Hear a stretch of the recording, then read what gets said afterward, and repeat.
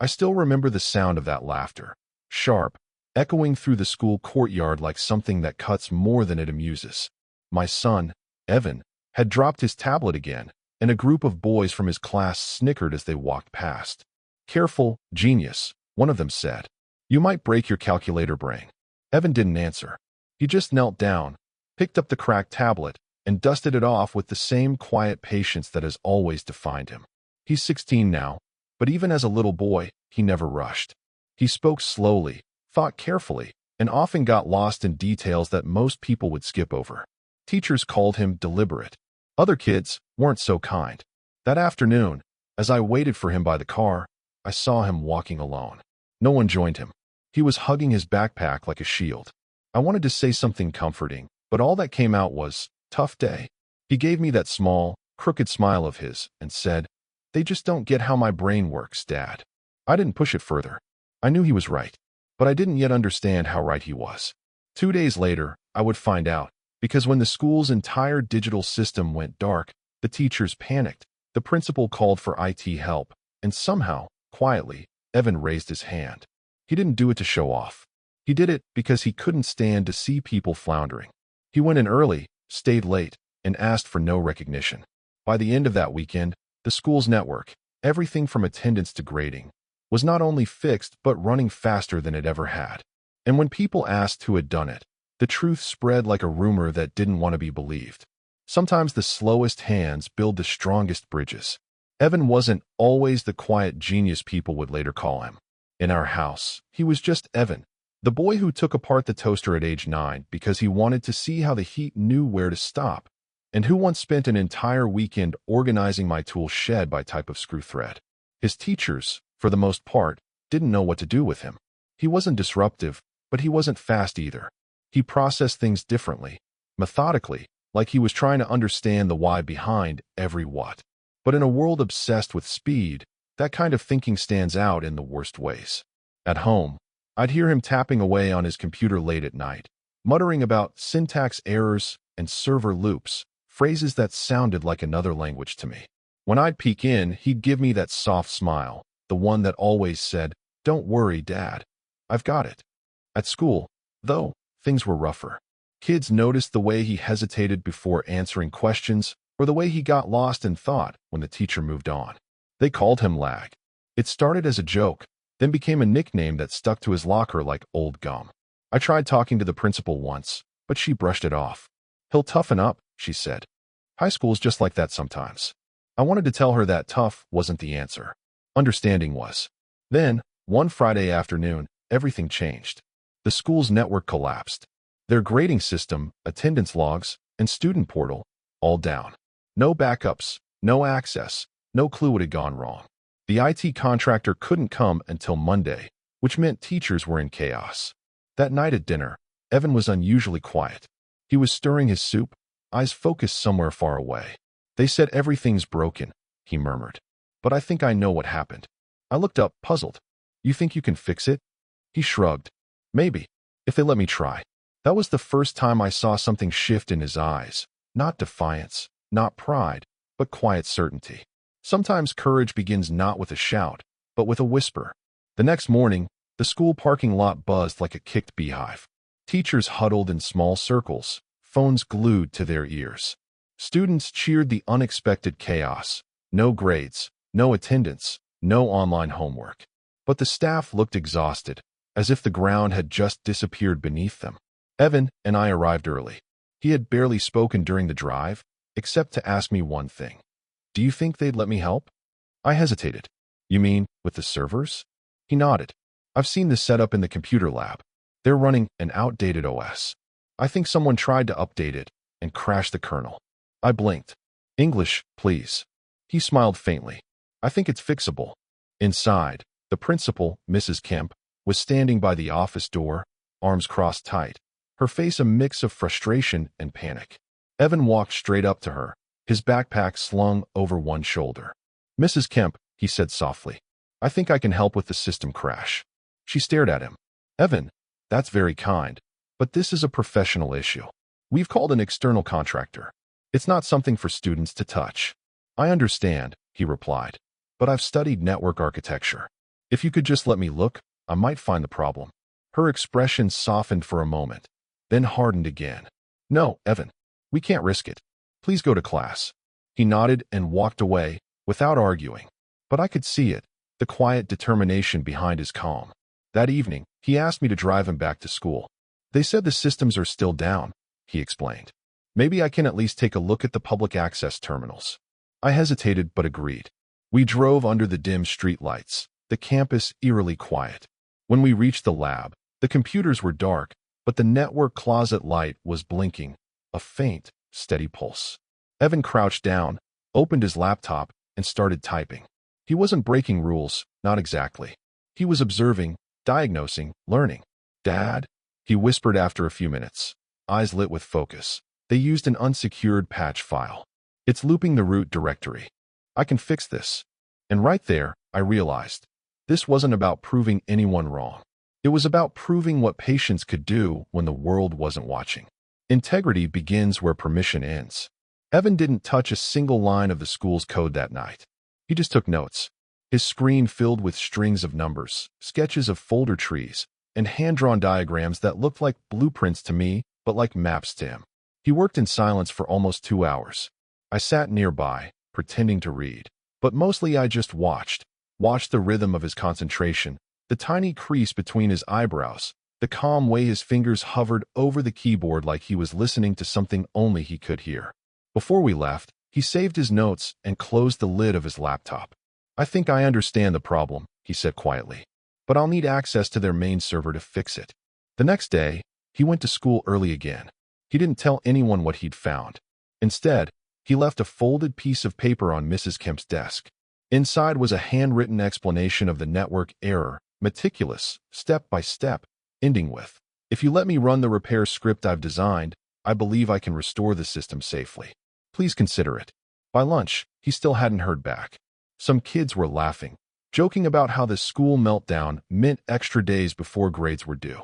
One of the boys, Tyler, the same one who'd called Evan lag, mocked him in the cafeteria. "Hey, maybe you can fix the Wi-Fi with your calculator brain." Evan didn't respond. He simply opened his notebook and kept writing. I found out later what he was doing, refining his code by hand, as if testing his patience line by line. That evening, the call came. It was Mrs. Kemp. Her voice was cautious but curious. "Evan, your note was very detailed. Are you absolutely sure about your method?" "Yes, ma'am," he said, "but I don't need to change anything permanently. I just want to show you what's wrong." She sighed. "Fine. You can try, under supervision. Tomorrow morning, 8 o'clock sharp. No one else touches a thing." When he hung up, his face didn't light up or break into a grin. He just exhaled and nodded to himself. That was Evan's way of celebrating. Not loud, not proud, just steady. Real intelligence, I realized, is not about knowing. It's about listening until you understand. Saturday morning dawned pale and quiet. Evan was already dressed when I came downstairs, hoodie zipped, hair neatly combed, backpack slung on one shoulder. He'd barely slept, but his eyes were alive. We drove in silence to the school. The parking lot was nearly empty except for Mrs. Kemp's sedan and a custodian's truck. Inside, the halls felt hollow, the kind of stillness that comes when a place built for noise suddenly forgets how to breathe. Mrs. Kemp was waiting by the computer lab. Her tone was brisk, professional.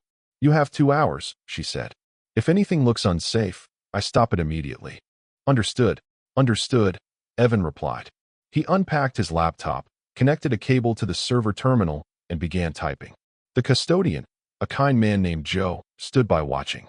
Every few minutes, the monitor flashed red error codes that made Mrs. Kemp flinch. But Evan stayed calm. He murmured as he worked, half to himself. "The loop's recursive, kernels failing the dependency chain. Someone updated the patch without a checksum." Mrs. Kemp frowned. "Meaning?" "It means," Evan said gently, "the system was told to fix something that wasn't broken, and now it keeps trying to fix it forever." That was the first time she looked at him differently, not as a slow student, but as someone who understood something she didn't. Minutes passed.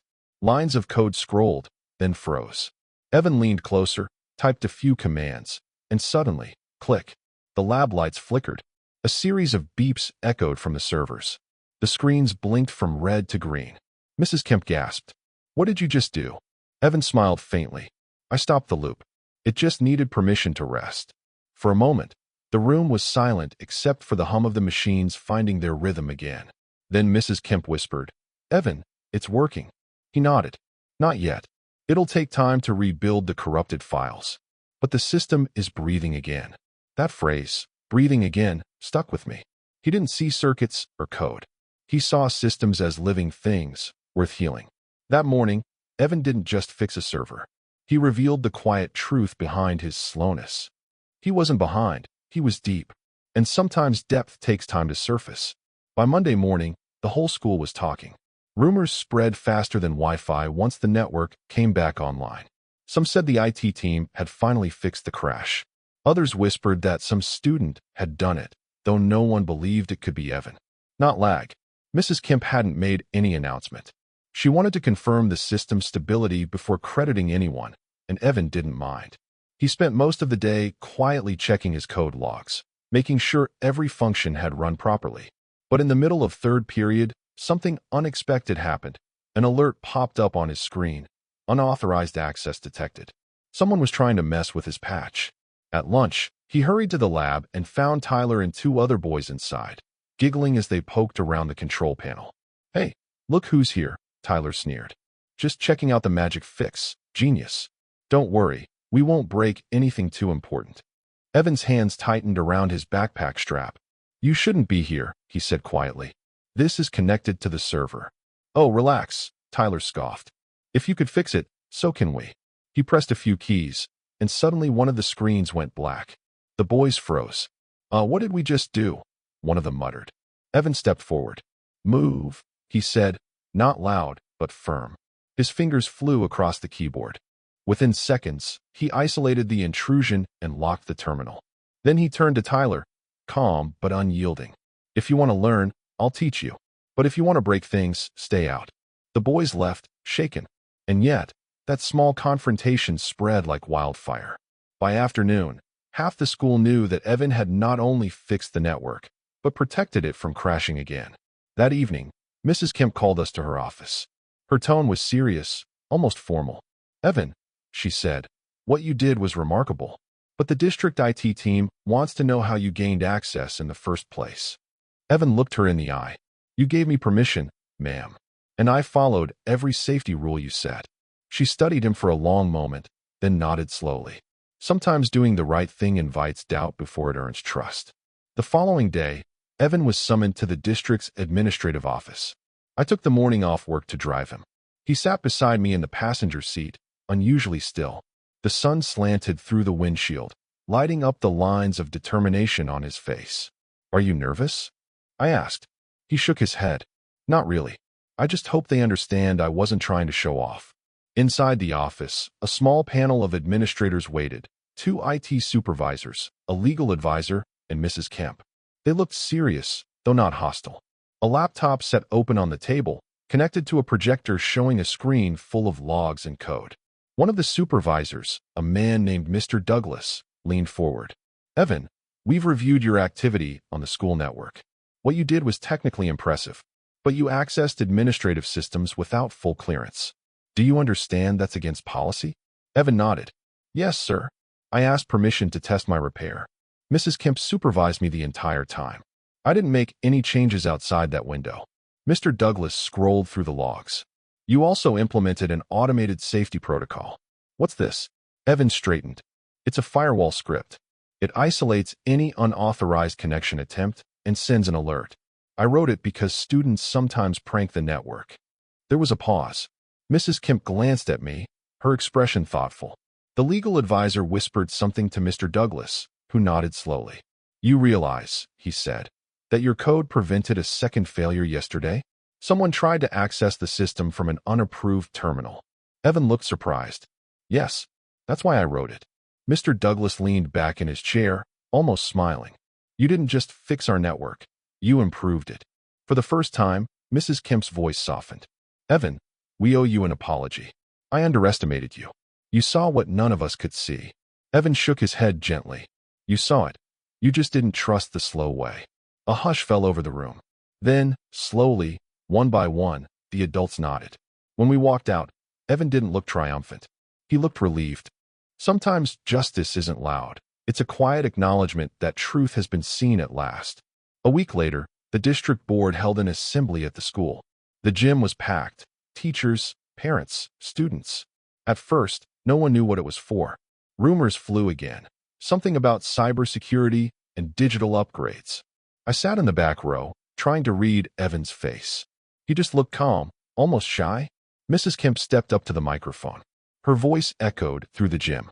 Last week, our school faced a complete system failure that could have erased years of student data. Our outside technicians were unavailable. But thanks to one student's integrity, patience, and brilliance, not only was the system restored, it was made stronger. She turned toward the bleachers.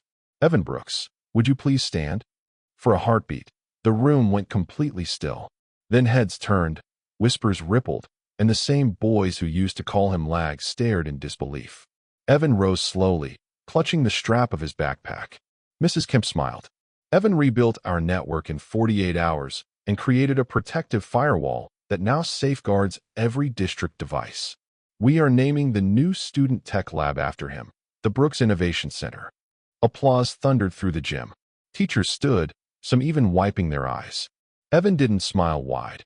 He just gave a small nod, that same quiet expression he'd always had when something truly mattered. Later, as we walked to the car, he pulled a folded piece of paper from his pocket and handed it to me. It was the same page he'd left on Mrs. Kemp's desk, the one with his handwritten notes. But at the bottom, he'd added something new. Systems break when we rush to fix what we don't yet understand. He looked at me then and said softly, I think that applies to people too. I didn't trust myself to speak. I just put my arm around his shoulder and held him close. That evening, he hung a simple keychain from his backpack, a small silver gear, a gift from Mrs. Kemp. It caught the light when he walked, spinning slowly, quietly. It was more than a symbol of recognition. It was a reminder of what true strength looks like. Because sometimes the world needs someone who moves slowly enough to see how everything connects. It's been almost a year since that moment in the gym, but sometimes I still catch myself replaying it. The stunned silence before the applause, the look of quiet pride on Evan's face, the way everything changed without him needing to prove anything at all. He's different now, though not in the way people might think. He didn't suddenly become popular or loud. He's still the same gentle boy who prefers to listen before speaking, who loses track of time when he's building something. But people see him differently. Teachers consult him about new software. Younger students ask him for advice. Even Tyler, the boy who once mocked him, joined the tech club Evan helped restart. I asked Evan once if he'd forgiven the boys who teased him. He thought for a moment, then said, they didn't really see me back then. Now they do. That's enough. It reminded me of something my father used to say. Some storms don't come to destroy you. They come to clear your vision. Evan's storm had done exactly that. For him, for his classmates, and, truthfully, for me too. One evening, I found him on the porch, repairing an old radio he'd rescued from the attic. Static hissed softly as he turned the dial. Why this one? I asked. He smiled. Because it still works. It just forgot how to tune. That line stuck with me.